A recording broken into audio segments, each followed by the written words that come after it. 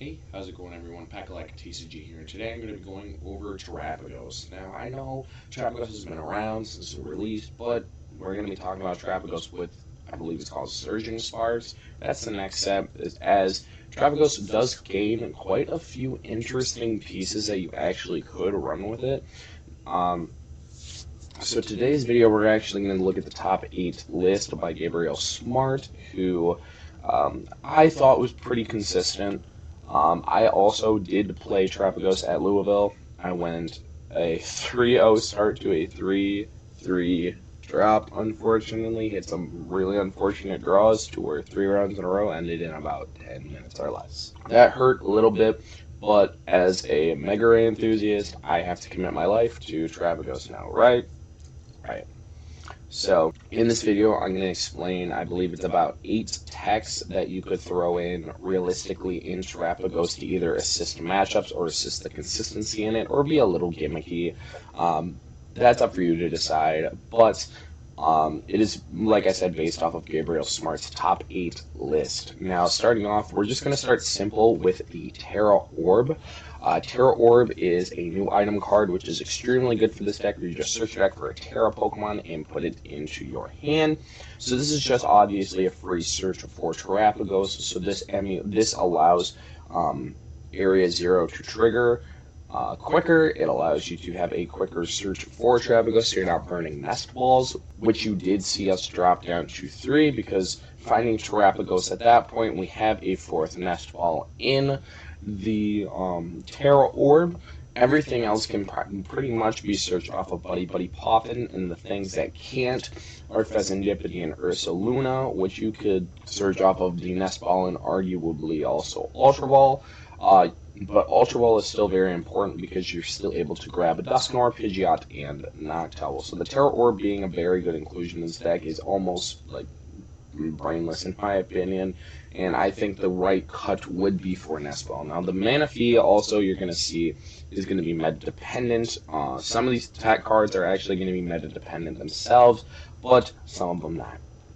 So going into the next list, we actually have a very interesting combo that I saw floating around in other decks like Blacklax, but I wanted to see if it could be even good in Terapagos, is the Pidgeot v Enriching Energy combo. So for those who don't know, the A-Spec Enriching Energy is a new card, where as long as it is attached to a Pokemon, it provides a colorless energy. When you attach it from your hand, you draw 4 cards. Now, the main idea of this is you could go to Pidgeot v, have it on your bench, then Enriching Energy, draw 4 cards to just kind of burn through your deck to get you out of weird spots. At the same time, you are sacrificing a Gust and Prime Catcher, but you have access to 1 Boss's Orders and 1 Counter Catcher. Losing Prime Catcher is weird, but that's why I kind of wanted to test it out. It also gives you an energy to be able to attack with Fan Rotom, which attacking with Fan Rotom going second is also a pretty good option. It's not the best in the world, but it is very good for KOing stuff like Pidgey, Duskull's in the mirror match, even against Palkia. To the unsuspecting eye that thinks you just play 4 double turbo, it turns Colress into a +4, which can also help you dig for your Dusknoir pieces, your Pidgeot line, maybe Area 0 in the Noctowl. The problem with Enriching Energy is because it is the attachment for turn, you are actually not going to be able to attack unless you attach to a Terapagos the turn before, which is a really, really unfortunate thing, and you're probably only going to be able to use Enriching Energy once in a game if Terapagos actually falls, because you're just going to want to be streaming Terapagos EX to attack. But it is a very cool combo to have, but also being able to attack with Fan Rotom, even being able to get the one-time +4 and a knockout on a 70 HP Pokemon is extremely cool in itself. Moving on, we have a Terapagos with Surfer. So Surfer is also a new supporter card where you switch your active Pokemon with one of your bench Pokemon, and if you do, you draw your hand to 5. So this is, we've seen Birdkeeper see a lot of play. Granted, there wasn't the cap of having to have under 5 cards in your hand to actually draw the cards for that. But one thing Terapagos kind of doesn't have going for it is switch options, especially against Stall, What you do have is Prime Catcher, which requires your opponent to have a Pokemon in the bench. So against Stall, they probably will not bench multiple different Pokemon unless they know, if you're trapped. And a copy of Switch, which can either be burned or used early.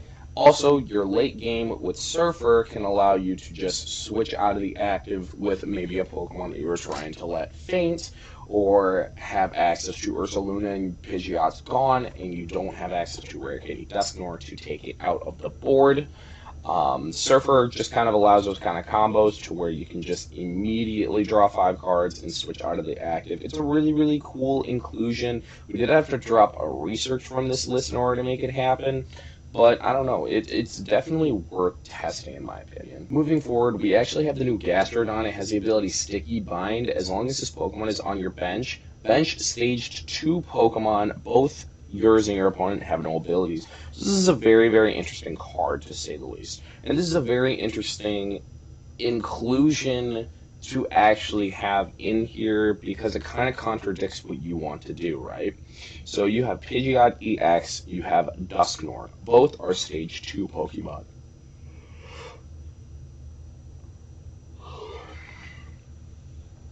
Both are extremely imperative to your strategy. But against stuff like Palkia, Charizard, Lugia, you can actually shut down their entire board after you actually establish your board. So what you can do is you can get the Shellos out. That's also not the right Shellos. I think the Lost Origins one is correct. Because for I think the art's a little bit better in my opinion. And and it can attack for a colorless. So enriching energy or J-energy, like do 10 damage, let's go. But having the ability to cancel out opposing Dusknoirs, Charizard EX's Infernal Rain, Archeops, Pidgeot Quick Search, at the end of the game, if you're able to Iono your opponent and get down Gastrodon, it is just one less obstacle for your opponents to go around to force them to have more pieces. So Gastrodon, you probably would not get out in the early game. It would probably be a late game thing. Now, to make the cuts for it, I did unfortunately drop a 1/1 Noctowl, but I also did keep the Surfer, if you notice, because Gastrodon has a very heavy 3 retreat, so having Switch, Prime Catcher, and Surfer to get it out of the active is very good. One thing that you can also note if you want to do, which is extremely dirty, is you could retreat into the Gastrodon, remove the effect of its ability because it only works when it's on the bench, use your Dusknoir and get your Pidgeot and just Surfer out of the active after you do all that, or Prime Catcher, and now all the abilities are gone again. Now, obviously, against stuff like Lugia, you do want to get this going as fast as you can because it stops Archeops as fast as you can. But Gastrodon is definitely a very interesting inclusion that I could see in Terapagos moving forward. So I have 2 more builds for you. This one has Precious Trolley, I think it's called. You search your deck for any number of basic Pokemon and put them onto your bench. So with Area 0, if you have Terapagos, you immediately just get 7 Pokemon right off the bat, which is extremely crazy to think about. So my cut for this was obviously the Prime Catcher because you can't play it, but also cutting down to a Buddy Poffin and adding the 4th Nest Ball back into the deck. This allows us to find the stuff that are actually bigger later in the game, as opposed to the early game where multiple Buddy Poffins was able to set you up a bunch of Duskulls and the Fan Rotom because Precious Carrier is actually able to find that. Now, you could argue putting back the 4th Buddy Poffin with the off chance you actually don't open up the Precious Carrier, which is also an extremely fair option. There's absolutely no way to find this A-Spec outside of Pidgeot EX or Noctowl, which at that point, it is a turn 2 pivot, which seems a little weird because then you didn't use Fan Rotom and it's just all over the place. However, having this card at any point in the game also feels extremely strong because it can either turn into 230 damage immediately with a Vitality Band, or it can just fill your bench to get all the consistency pieces for the Dusknoir and Noctowl, which is really, really cool. Good. I don't know. That's where it's going to be like up in the air for that one. Just because there is no way to find it realistically turn 1. It's kind of an awkward pick to have. Maybe I could see a Luminian Arven in the following, like following Precious Carrier or Precious Trolley if it's actually the right ace spec, but I don't know. It was just an idea. And the last build I want to talk about is with Latias EX. And Latias EX has the new ability Skyline, where your basic Pokemon in play have no retreat costs. So we were obviously talking earlier about having some trouble switching if it was ever going to come up. Latias EX kind of fixes that with it's also getting free retreat. So you always have a free retreat pivot on the board. It's going to be a Pokemon that can contribute to Terapagos' damage. That's really all it's in there for. The attack you can't actually use. But having that ability to be able to just free retreat anything in play is extremely strong.